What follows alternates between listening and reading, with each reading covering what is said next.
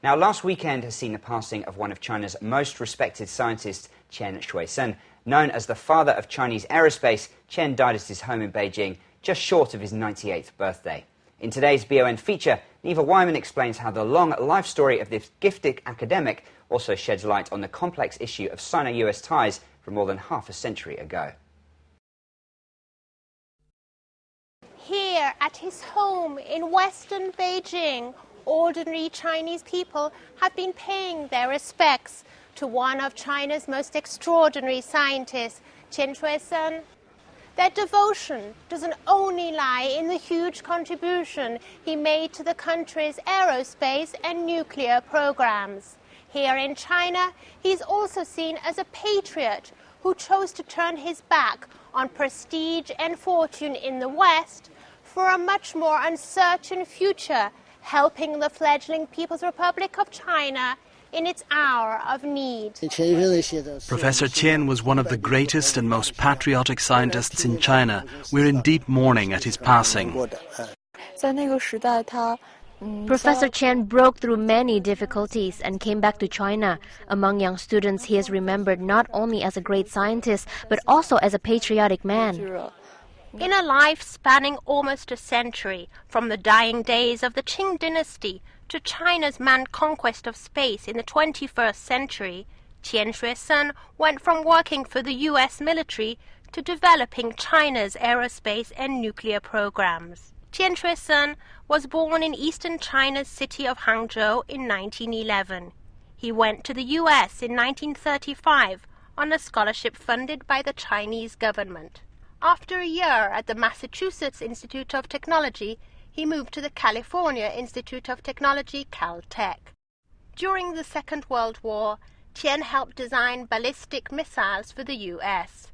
And in 1945, as a US Air Force colonel with security clearance, he was sent to Europe on a mission to examine captured rocket technology from Nazi Germany. He was involved in debriefing German rocket scientists, including Wernher von Braun, who, ironically, was to become the acknowledged father of the U.S. space program. Qian Shuisun even applied for U.S. citizenship in 1949, a fact little reported in China. But his eminent career came to an abrupt end when he was targeted by anti-communist investigators during the McCarthy witch hunt of the 1950s, and he was briefly arrested and lost his security clearance. 15天之内，他掉了15公斤。 Deportation procedures began in 1950, but Qian was not allowed to leave the U.S. as his knowledge was considered too sensitive. He eventually stopped fighting his expulsion and actively sought to return to China. After 5 years of virtual house arrest, Qian and his family were allowed to sail for China in 1955.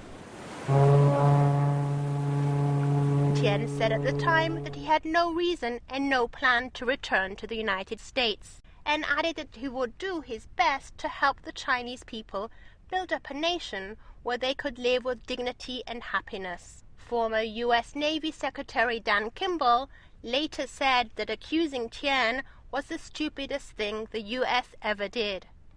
Qian Shuisun never returned to the United States. But for Chinese people, his decision to return home was based on patriotism and principle. He told me that he has never thought to stay abroad forever. Once there was a chance, he would come back to China. This was a decision he never hesitated to make. But America's loss was China's gain. Back in China, Qian worked for the Ministry of Defense, where he set up the country's first missile and rocket research institute, which later helped start China's space program. In 1956, an essay he wrote led to the establishment of the Commission of Aeronautical Industry, and his research helped lead to the successful explosion of China's first atomic bomb in 1964, as well as to its first man-made satellite in 1970, and its first manned spacecraft, the Shenzhou 5, in 2003. During the turmoil of the Cultural Revolution in the 1960s, Qian was largely shielded from the persecution faced by many intellectuals. Tian Shui-sen retired in 1991, but remained an influence on his students.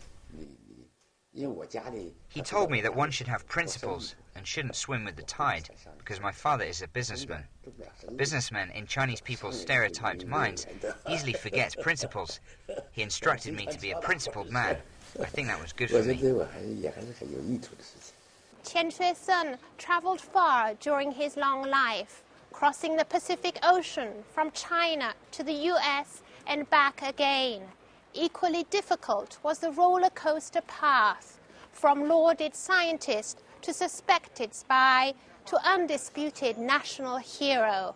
And these journeys are the reason why Chinese people are today mourning the passing of Tian Shui-sen, the scientist whose work helped China become the global power it is today, the hero they knew simply as the Rocket Man. Neva Wyman, BON.